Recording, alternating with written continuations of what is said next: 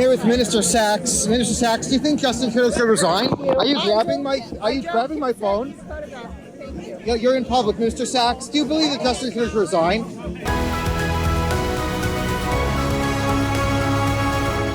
Well, in a way, talking about Trudeau cabinet ministers feels, like you're talking about the deck chairs on the Titanic. They're rearranging cabinet shuffles while the ship is sinking. He really is no longer even on his B team. He's on the C team. These are people who are so eager for the cabinet minister's car and the cabinet minister's driver and the extra staff and perks that they're willing to affix themselves and their reputations to Justin Trudeau.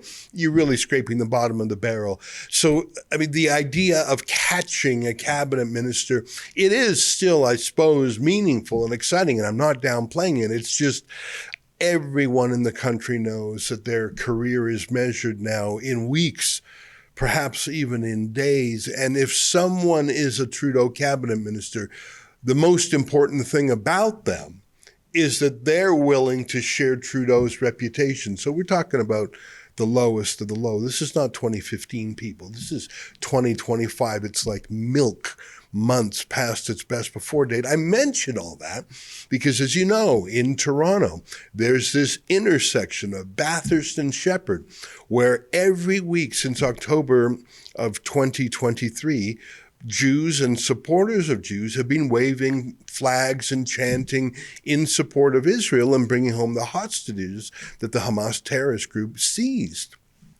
Well, in the last few months, pro-Hamas counter-protesters have come to say the opposite message, to celebrate Hamas. They even recreated some weird scene with Yahya Sinwar, the now dead leader of Hamas. It's super gross. They bring their swastikas, they chant for death. That's what intifada means in Arabic, a violent riot against Jews.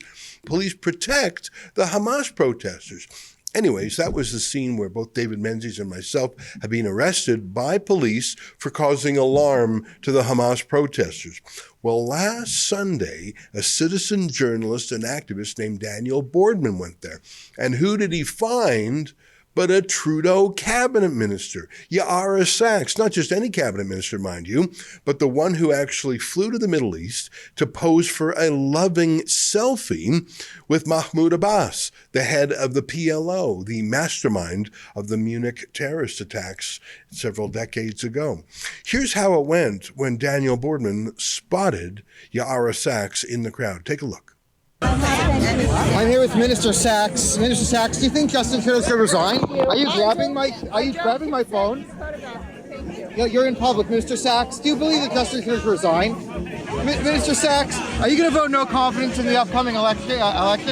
Minister Sachs, do you support the ceasing of Israel-Canada relations? Minister Sachs, do you support Jagmeet Singh and Justin Trudeau's alliance against Israel? You really shouldn't be walking back here. There's all these wires. Yes, Minister Sachs, why are you walking back here, Minister Sachs? Minister Sachs, will you be voting to keep Justin Trudeau in office or out of office? Will there be an election coming up soon, Minister Sachs? Minister Sachs, can you tell us the meaning of Hanukkah? Minister Sachs, do you have any thoughts on Hanukkah, the Maccabees, Israel? Well, joining us now to talk about that interaction, a rather one-sided interaction, is Daniel Boardman, citizen journalist and activist. Daniel, great to see you. Thanks for taking the time. You were persistent, but you were not rude. You were not threatening. You did not make physical contact with her.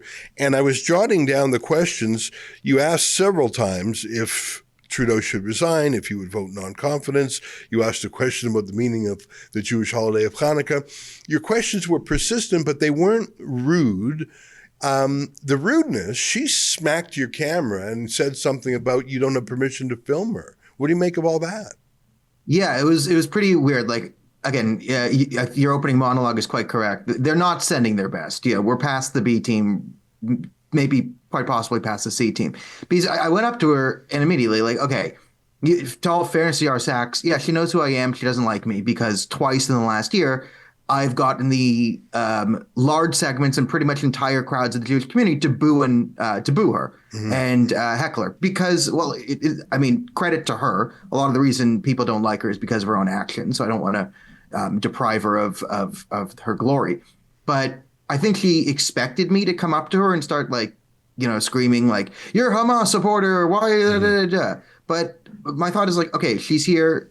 Parliament's been prorogued. There's no things. It's like, one, I'm surprised she's on this side of the road. But okay. And I'm just going to ask her questions about the government. And then I kind of got a bit like thrown off my game because instantly asked questions. She just grabbed the phone, like full on grabbed the phone and was like trying to take it out of my hand with like some force. I was just like, I was looking at her like, are you this stupid to just grab the phone? Like, does no one give you any training as a cabinet minister? Like, one thing to just run away. Okay, I asked you questions and you just run away. And like, that's the way things are with the media. Oh, I don't have to answer independent media questions. Fine. You can't grab my phone. You can't do that. And so she instantly grabbed the phone. And I was like, what are you doing? So it was like this sort of, I'm like, okay, I had to like remember the questions I had kind of like put in my head again, because it was just so bizarre that she was that incompetent and that's stupid. Yeah, I mean, the idea that you need her permission to film her, she's a public person in a public place at a public protest, and you were asking her public interest questions. I mean, she doesn't have to answer you. I think it looks bad that she doesn't. I mean, why won't she say? I mean, we sort of know her answer in a way. I mean, if she's in cabinet, that implies she does support Trudeau. That she wouldn't vote no on. She wouldn't vote for, no confidence. Your question about Hanukkah, she could have actually used that to give you a long ramble that was sort of non-political. She should have taken that exit route if she wanted to, or she could have just said, I'm at a community event. We, call my staff. We can arrange to chat later. She would never call you back. There's a lot of things she could have done. There's 100 different ways that someone with a moderately competent personality could have gotten out of that. Like, there's 100 different outs, and you're right, non-answers and this and that. I'm here to promote, the diversity of Canada to something. Like, you just have to give me nonsense words. But she grabbed the phone and then ran away. And I mean, it's like a microcosm of how entitled the Liberals feel to just steamroll the entire country. And like, is there a reason why the country's kind of in chaos? Yeah, because the rules seem to not apply to anyone, like top or bottom, if they, are on the red team, of course. You mentioned that she's been heckled by the community before, and I remember one of those instances. There's a synagogue in North Toronto that has been targeted several times for attacks, glass smashed, etc.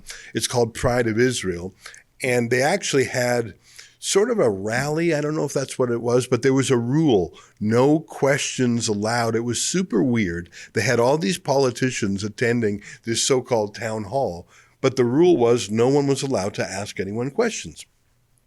And a lot of people have a lot of questions. Here's when Yara Sachs went up to this Pride of Israel event. And I don't know, maybe it was even you who started the heckling. I can't remember, but here's a flashback of that event. Join me in welcoming Yara Sachs to share the platform.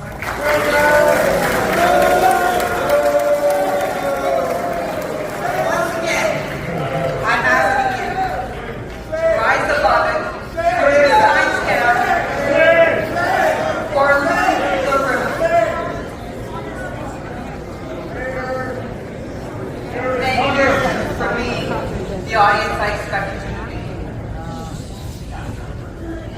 Michelle. Yeah, I mean, she is what I call a Justin Trudeau kind of Jew. She's Jewish. You can tell by her name. I think she's a dual citizen with Israel. I'm not sure if dual citizens should be in cabinet, but that's a different debate. There are a lot of them, by the way, for different countries. I mean, for this is probably the worst example to pick, because this is someone with dual citizenship who's loyal to neither the country she That's a great point. These are the two countries she hates the most and actively undermines. You're so not if we're just make kidding. I mean, she was quoted by the Times of Israel as saying that Israel is, quote, a deeply racist country. And she's part of Justin Trudeau's cabinet. And he says that we are not just deeply racist in Canada, we are a genocidal country. So you're so right. She hates both Israel and Canada, which makes her a Justin Trudeau kind of Jew. She's a Justin Trudeau kind of Jew. And the fact that she's Jewish makes it even worse. But of course, there's plenty of Muslims and Christians and atheists in Trudeau's cabinet who share her views that Benjamin Netanyahu should be arrested, that we should funnel tens of millions of dollars to the UN. I'll make this point here because I think we're beating around is like her job in Justin Trudeau's cabinet is to be the Jew who whitewashes the anti-Semitism of the others. So it's one thing to be like a useless Jew like Anthony Housefather, who, after a synagogue's burned down, puts it sweet and like, this is where I had my bar mitzvah. Burning down synagogues is bad, right? He's doing nothing. But Yara Sachs's job is to actually to fly over to with Melanie Jolie to hold hands with Mahmoud Abbas to say, look, for our foreign affairs and the Jewish minister say, standing with Palestinians, Yara Sachs' specific role is to use her Jewish identity, right? The liberals and the political class create these scenarios in which she can go into public, right? These synagogues that agree to have like no questions asked, come in here, we will tell the audience to sit there and shut up. We'll bring Olivia Chow and Yara Sachs, who knows what the kickback deals are. And then these people can say, oh, look, we're in the community, we're doing stuff.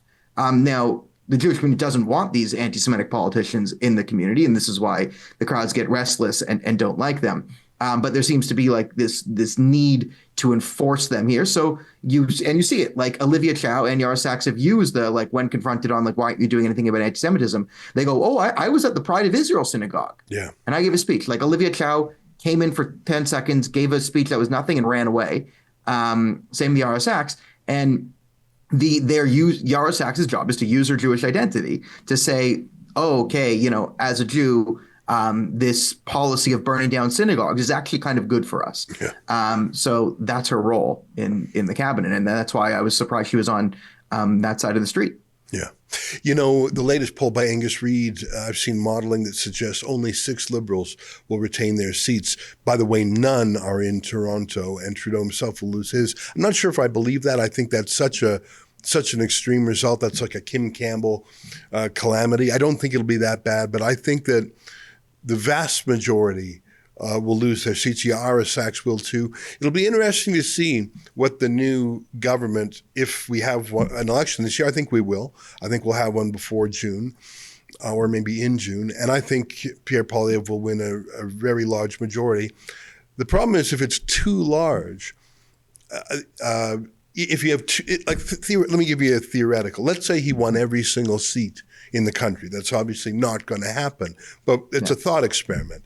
If Pierre Poilievre literally won every single seat in the cabinet, how would different ideas battle themselves out? Because not everyone has the same view on Israel, on immigration, on Islamism, if you have too many people inside the tent, you have to water things down and you have to find more ideological compromises than if you were a more clearly defined party representing a wing of the country. Yes, you always want to make everyone feel Canadian and have a way for everyone to express themselves, but there is such a thing, I think, of having too big a coalition that you no longer have a distinct flavor because you're too worried about internal dissent. Maybe I have to clarify those thoughts a little bit, but what do you think about that? I see where you're going, and I agree. There's two ends of the spectrum here where it's like too bad, like the way too big open tent where you have no principles, and then you become this sort of vector for foreign interference and hostile ideologies, and then like the Muslim Brotherhood, the Khalistanis, the CCP, whatever bad Russian actors, they can all get in if you broaden the tent too big and you have no principles to stand on. The same point, you can't go to the sort of like where the insane factions of, you could, whatever you want to call it now, alt-right, woke-right, insane people who are like, we need this like hyper-focused, like hyper-Puritan, unless if anyone even wants one immigrant in the country, legal or illegal, right, kick them out, right? You need to find this balance where if the party doesn't actually stand for something, then it's not going to grow. And this is, I think, the biggest mistake the Conservative Party always makes is they always try and find this red Tory, this middle ground, this happy compromise. But this is the O'Toole flaw. No one wants Diet Trudeau. If they're going to drink Trudeau, they'll drink Trudeau.